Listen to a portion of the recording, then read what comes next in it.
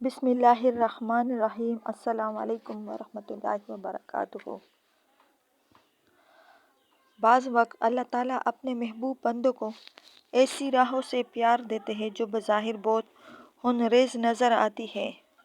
بعض اوقات ایسے مصائب آتے ہیں کہ دل لرز جاتا ہے کہ اس مصیبت کا کیا انجام ہوگا، مگر اللہ تعالیٰ اپنے بندوں کی کسی مصیبت کو رائیگاں نہیں جانے دیتے، بشرطے کہ ان سے رجوع رہے، اللہ تعالیٰ سے مانگنا نہ چھوڑے، چاہے مر جائے مگر آخری سانس تک اللہ سے لپٹا رہے۔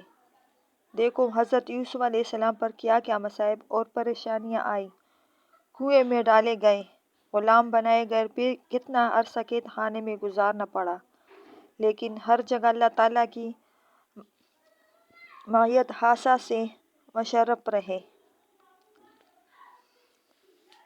اللہ تعالیٰ کے انداز تربیت برائے پیغمبر یعقوب و یوسف علیہ السلام۔ حضرت یعقوب علیہ السلام پر کتنا غم آیا کہ روتے روتے ان کی آنکھیں سفید ہو گئی۔ حضرت یوسف علیہ السلام میل 1.5 میل کے فاصلے پر کنویں میں تھے، مگر حضرت یعقوب علیہ السلام کو بتایا نہیں گیا۔ خدا دیکھ رہا تھا کہ غم سے میرے نبی کی آنکھیں سفید ہو رہی ہیں، لیکن تربیت کے لیے، تکمیل محبت کے لیے، اصلاح نفس کے لیے اور درجات کی بلندی کے لیے غم بھی پہنچانا ضروری ہوتا ہے۔ یہاں بھی درجات کی بلندی مقصود تھی، کیونکہ وہ نبی تھے۔ جب تک اللہ تعالیٰ نے چاہا کہ ان کو غم سے اعلیٰ درجہ پہنچا دے، اس وقت تک جبریل علیہ السلام کو بھی اجازت نہیں تھی کہ حضرت یعقوب علیہ السلام کو بتاتے کہ یوسف علیہ السلام قید خانے میں ہے، حالانکہ جبریل علیہ السلام کی حضرت یوسف علیہ السلام سے قید خانے میں ملاقات بھی ثابت ہے۔ جب پیغمبر حضرت یوسف علیہ السلام کو ان کے بھائیوں نے کنویں میں ڈالا تو حضرت جبریل علیہ السلام وہاں پہلے ہی سے ہاتھ کھولے کھڑے تھے۔ انہوں نے حضرت یوسف علیہ السلام کو فوراً اپنی آغوش میں محبت سے لے کر صحیح سلامت ایک چٹان پر بٹھا دیا۔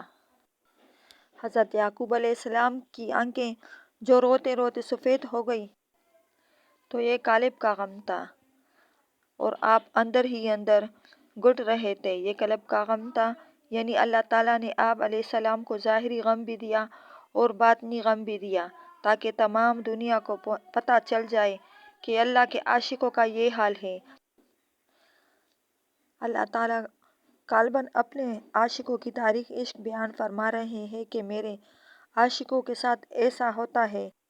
حضرت یعقوب علیہ السلام اللہ تعالیٰ کے پیارے پیغمبر تھے، پھر بھی ان پر غم آیا، لہٰذا اگر کبھی غم آئے تو یہ مت سمجھو کہ ہم اللہ تعالیٰ کے پیارے نہیں ہیں۔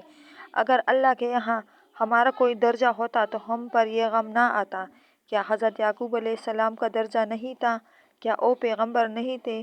لہٰذا جب غم آئے تو یہ مت سمجھو کہ ہم اللہ کے پیارے نہیں ہیں۔